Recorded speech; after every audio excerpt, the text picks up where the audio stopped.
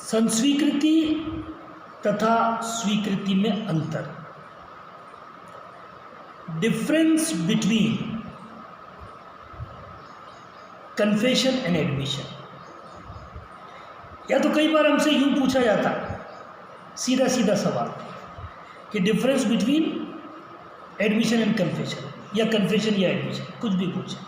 या फिर कई बार ऐसे भी पूछा जाता कि every confession is admission but every admission is not confession.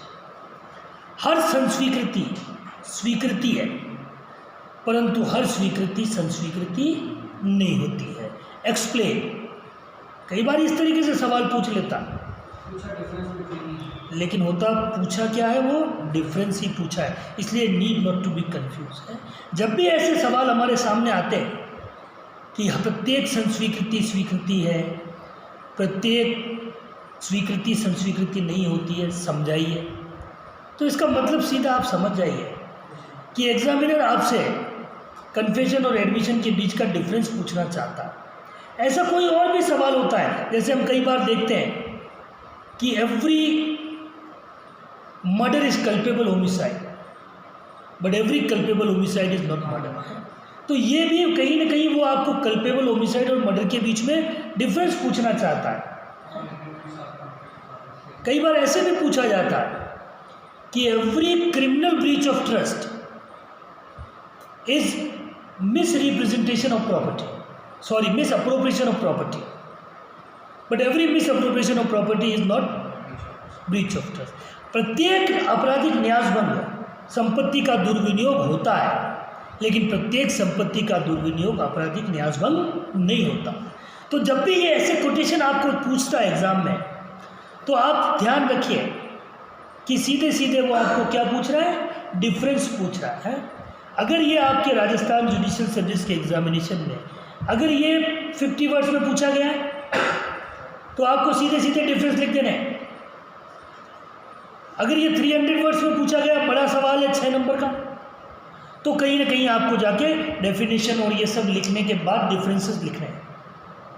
तो आंसर करने का तरीका भी आपको ध्यान में रखना है, वो किस वेटेज क्या है उसका। अगर उसका सीधा सीधा 50 वर्ड्स में पूछ लिया गया, तो वो आपसे 5 डिफरेंस पूछ रहा है, वो आपको 50 वर्ड्स में दे देना। अगर वो आपसे 300 वर्ड्स के 6 नंबर का सवाल पूछ रहा है, तब कहीं ना कहीं आपको पूरा का पूरा एडमिशन भी समझाना है, कन्फेशन भी समझाना है, और फिर जाके आंसर करना है। जहाँ तक रही एडमिशन और कन्फेशन को समझाने की बात, वो तो मैं लास्ट लेक्चर में कम्प्लीटली आप लोगों को दोनों चीज़ें समझा चुका। एडमिशन क्या होता है, स्वीकृतियाँ क्या होती है, वो भी हम पढ़ चुके। कन्फेशन क्या होता है, कितने तरह का होता है, सब हम पढ़ चुके। Judicial confession, extra judicial confession, retracted confession है, voluntarily confession, involuntarily confession, section 24, 5, 6, 7, 8, 9 पूरा का पूरा हम सेक्शन 164 CRPC 281 CRPC के साथ पढ़ चुके हैं। तो ये सब बातें तो हम कर चुके। अब हम बेसिकली चर्चा कर रहे हैं कि every confession is admission but every admission is not confession। प्रत्येक संस्वीकृति स्वीकृति होती है, लेकिन प्रत्येक स्वीकृति संस्वीकृति नहीं होती है। इस बात को एक्सप्लेन करने की कोशिश करें, इनमें डिफरेंस जानने की कोशिश करें। देखिए, सबसे पहले तो अगर शुरू मैं यूं करूं कि सिर्फ हमको डिफरेंसेस ही लिखने, तो यहाँ से स्टार्ट करूँगा अपने आंसर को कि the term admission is defined under Indian evidence act under section 17। Admission स्वीकृति शब्द की परिभाषा साक्ष्य अधिनियम की धारा 17 में विहित की गई है, लेकिन संस्वीकृति शब्द की परिभाषा साक्ष्य अधिनियम में नहीं दी गई। But the term confession is not defined under Indian evidence act है, वो सीधा 25, 24, 5, 6, 7, 8 से शुरू हो जाता है, लेकिन कहीं कन्फेशन को उसने डिफाइन नहीं किया। तो पहला हम यहाँ से शुरुआत करें कि the term admission is defined under section 17 में एडमिशन को समझाया गया है कि admission is a statement which gives influence towards fact in issue and relevant fact. It may be oral, may be in writing, it may be positive, may be negative है।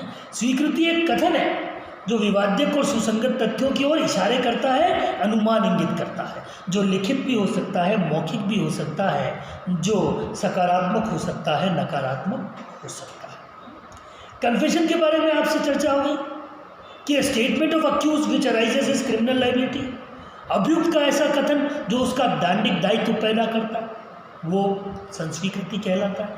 या फिर अभियुक्त यदि अपने अपराध को स्वीकार करे, अपराध की स्वीकृति संस्वीकृति हो जाती है। तो इस तरीके से हम अपने आंसर को शुरू करेंगे कि स्वीकृति को डिफाइन किया गया है 17 में, लेकिन संस्वीकृति शब्द को कहीं पर भी परिभाषित नहीं किया गया है। फिर हम डिफरेंस लिखेंगे। पहला डिफरेंस इस चीज़ को लेकर कि जो स्वीकृति का कथन है वो साक्ष्य अधिनियम की धारा 18, 19 और 20 में विहित किए गए व्यक्ति करते हैं। The statement of admission is made bye whom? Made by the person mentioned under section 18, 19 और 20। आप लोगों को पढ़ा चुका 18, 19, 20 कौन कौन? पार्टीज। सेक्शन 18 में 5 बातें पढ़ाई थी। कौन कर सकता है? पार्टीज टू द केस, मामले के पक्षकार स्वीकृति कर सकते हैं। नंबर 2, उनके एजेंट्स अभिकर्ता स्वीकृति कर सकते हैं। नंबर 3, उनके प्रतिनिधि स्वीकृति कर सकते हैं। नंबर 4, हितबद्ध व्यक्ति स्वीकृति कर सकता है, इंटरेस्टेड पर्सन कर सकता है। Number 5, the person to whom interest is derived या person from whom interest is derived, जिस व्यक्ति से हित की उत्पत्ति हुई है वो भी स्वीकृति कर सकता है। ये आपको 1 से 5 तक सेक्शन 18 में मिलेंगे।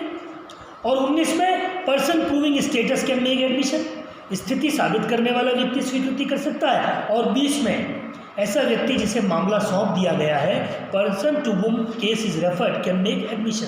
तो हमने डिफरेंस में पहला डिफरेंस क्या ले रहा हूँ कि स्वीकृति का कथन ऐसे व्यक्ति कर सकते हैं जो साक्ष्य अधिनियम की धारा 18, 19, 20 में दिए गए। Where is the statement of confession is made by accused only, जबकि संस्वीकृति का कथन केवल और केवल अभियुक्त के द्वारा किया जाता है। तो सबसे पहला डिफरेंस हमने लिया कि संस्वीकृति का कथन कर्ता स्वीकृति या संस्वीकृति कौन करे। तो कौन करे? तो 17, 18, 19, 20 में दिए गए व्यक्ति स्वीकृति करते हैं। और संस्वीकृति का कथन कौन करता है? अभियुक्त करता है, अक्यूज करता है। ठीक है। अब दूसरा डिफरेंस लेते हैं, कौन से मामले।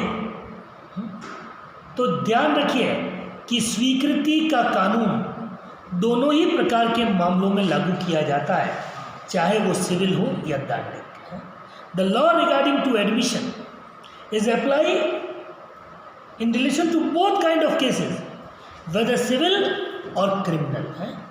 स्वीकृति का कानून दोनों ही प्रकार के मामलों में लागू किया जाता है, चाहे वो सिविल हो या दंडिक। Whereas the law regarding to the confession is only to be applied in relation to criminal cases, जबकि संस्वीकृति का कानून केवल और केवल दंडिक मामलों में लागू किया जाता है।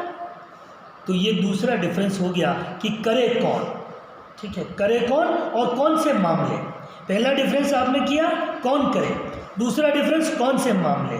तो स्वीकृति सिविल और दंडिक दोनों में, कन्फेशन केवल दंडिक मामलों में लागू होता है। Number 3, procedure to record the statement. Number 3 का जो डिफरेंस हम लेंगे, स्वीकृति या संस्वीकृति को अभिलिखित करने का तरीका। तो देखिए, स्वीकृति को अभिलिखित करने का कोई विशेष तरीका कानून में विहित नहीं किया गया है। टू एडमिट और to record the statement of admission there is no special prescribe procedure under law.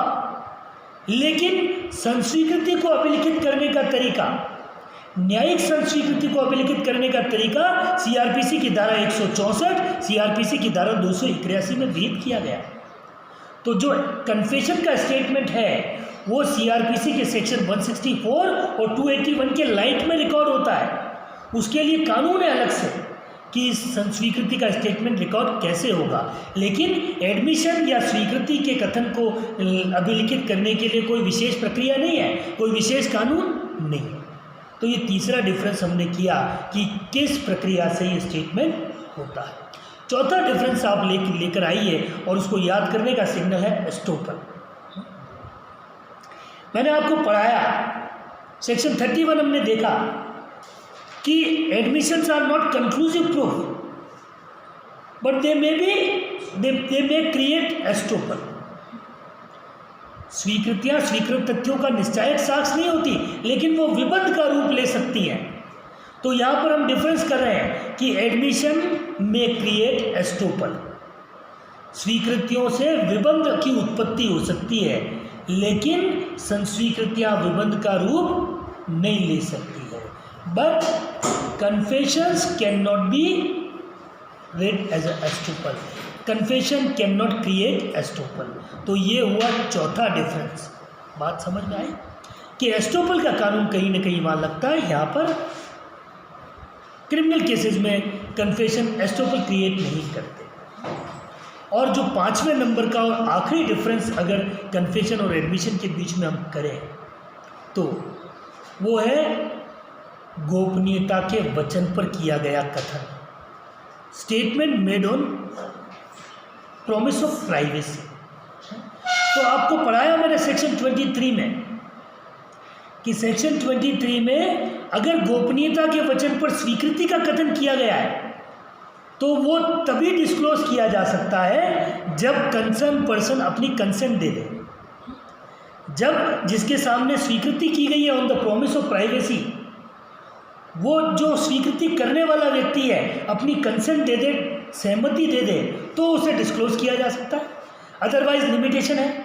Otherwise 23 में मैंने बताया कि अगर सहमति नहीं दी जाए और admission on the promise of privacy है तो फिर उसे साबित नहीं किया जाएगा। सेक्शन 23 कहता है कि साबित करने पर रोक है।